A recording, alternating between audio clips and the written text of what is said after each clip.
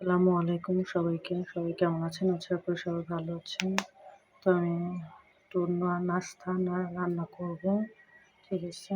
তো এখানে স্যুপ আছে একটা packet instant soup, healthy soup থাই। ঠিক আছে? Healthy Thai soup. তো এখানে স্যুপ নুডলস রান্না করব। তো এর জন্য আমি এখানে ছোট সাইজের 2টা টমেটো কেটে রেখেছি ছোট ছোট কিউব করে, আর একটা পুরো ছোট একটা গাজর গ্রেট করে কেটে নিয়েছি। আর এখানে একটা নুডলস আছে, নুডলসের প্যাকেট, ম্যাগি নুডলস।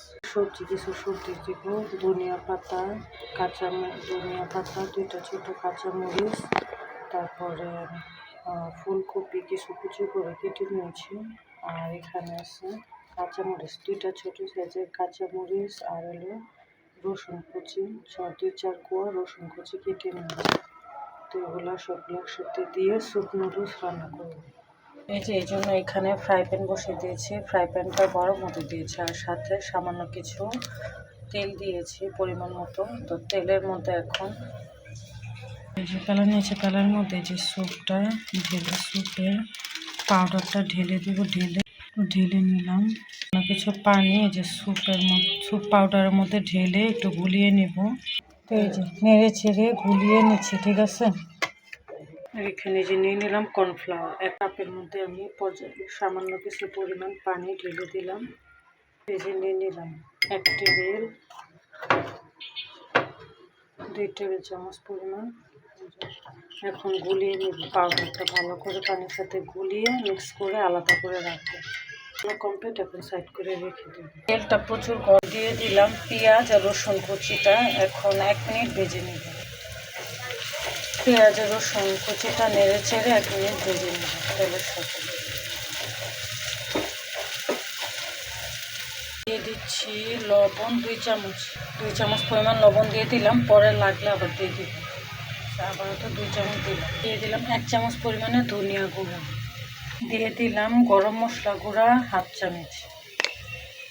আমি এক্সট্রা করে কাঁচা মশলা দিইনি, গরম মশলা গুঁড়াটাই অল্প একটু দিয়ে দিলাম স্বাদ বাড়ানোর জন্য। মশলাগুলো এখন পেঁয়াজের সাথে নেড়ে চেড়ে মিশিয়ে নেব। দিয়ে দিব এই যে সবজিগুলা, টমেটো, গাজর, ফুলকপিগুলা দিয়ে দিব। এখন দিয়ে দিলাম ফুলকপি কুচি, কাঁচামরিচ কুচি, আর এখন দিয়ে দিচ্ছি টমেটো আর গাজর কুচিগুলো। দিয়ে নেড়ে চেড়ে 1 মিনিট ভেজে নেব। দিয়ে নেড়ে চেড়ে ভেজে নেব।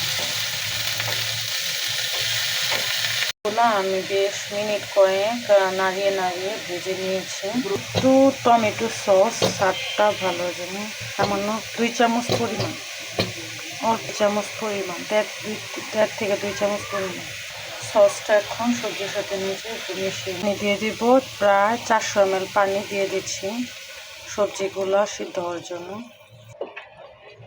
সাথে দিয়ে দিচ্ছি একটা ম্যাগি নুডলস প্যাকেট, সাথে একদম সিদ্ধ হয়ে যায়, রান্না হয়ে যায়। আমি এখন নেড়েচেড়ে একটু মিশিয়ে নেব। একদম লোতে রেখে সবজি নুডলস এগুলো একসাথে সিদ্ধ করে নেব।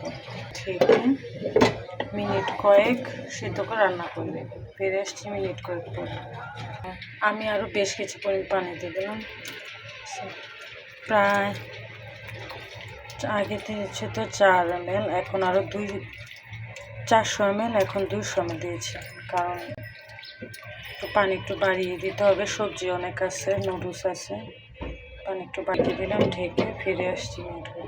তখন 2 চামচ লবণ দিয়েছি, এখন প্রায় 1 চামচের মতো একটু দিয়ে দিলাম লবণ। এখন 3 চামচ সিদ্ধ হবে। প্রায় 15-20 মিনিট পরে এসে সবজি নুডলস সিদ্ধ করতে গেছিলাম। মাঝখান দিয়ে আমি একটু অফ ক্যামেরা একটু নাড়িয়ে নিয়েছিলাম ঢাকনা খুলে। দেখা যায় যে নুডলসটাও সিদ্ধ হয়ে গেছে, প্লাস সবজিগুলো সেগুলো অনেকটাই সিদ্ধ হয়ে গেছে। ওই যে গুলিয়ে রেখেছি থাই স্যুপের পাউডার, আপনারা যে কোনো স্যুপের পাউডার দিতে পারেন। তো এই যে দিয়ে দিচ্ছি আমি সবগুলো সুন্দর মতো এবার ঢেলে দিয়ে দিলাম। দিয়ে এখন মিশিয়ে থাই স্যুপের একটা সুন্দর একটা ফ্লেভার আস্তে আস্তে গ্রান। স্মেল।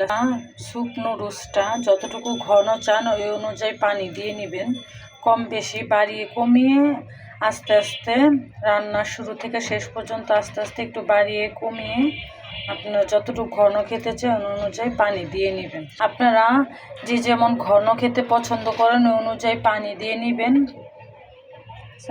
প্লাস লবণ চেক করে নেবেন, লবণ আপনারা যতটুকু খান, লবণ ঝাল আমি ঝাল একদম কমিয়ে দিয়েছি, কারণ থাই স্যুপটা এমনিতেই এটার মধ্যে একটু ঝাল দেওয়াই স্পাইসি টাইপের থাই স্যুপটা, তো এই জন্য মানে ঝালটা একটু কমে। কারণ আপনারা যদি ঝাল আর বেশি খেতে চান তো কাঁচামরিচটা আরও বাড়িয়ে দিবেন।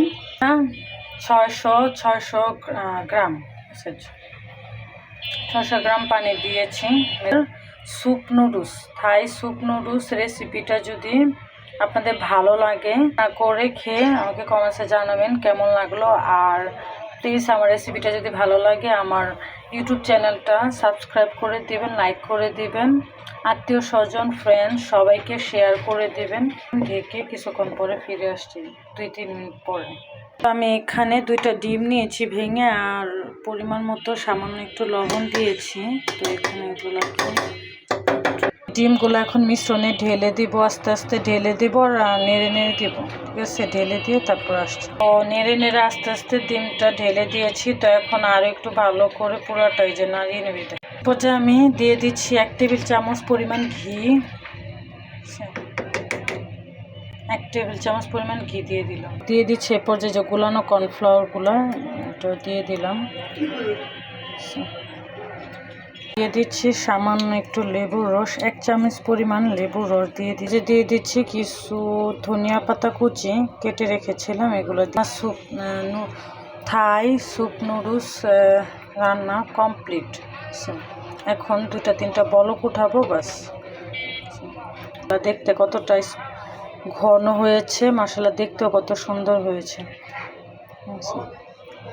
মাশাআল্লাহ দেখেন, কোনো সময় নাস্তা হিসেবেও খেতে পারেন বা সকালের নাস্তা হিসেবে খেতে পারেন, যে কোনো সকালবেলা বা বিকালে বা সন্ধ্যায় নাস্তা হিসেবেও খেতে পারেন, অথবা যারা ডায়েট করেন বা একটু রাত্রেবেলা একটু হেলদি খাবার খেতে চান, হালকা হবে আর পেটও ভরবে, হেলদি ফুড, তো তাদের জন্য এটা বেটার হবে। এই রেসিপিটা তাদের জন্য বেটার হবে যারা রাত্রেবেলা হালকা খাবার খেতে চান, হেলদি, পেটও ভরবে, হেলদি ভালো, তো তারা এটা খেতে পারেন। এই মাশাআল্লাহ দেখতে কতটা সুন্দর হয়েছে, কতটা ঘন হয়েছে।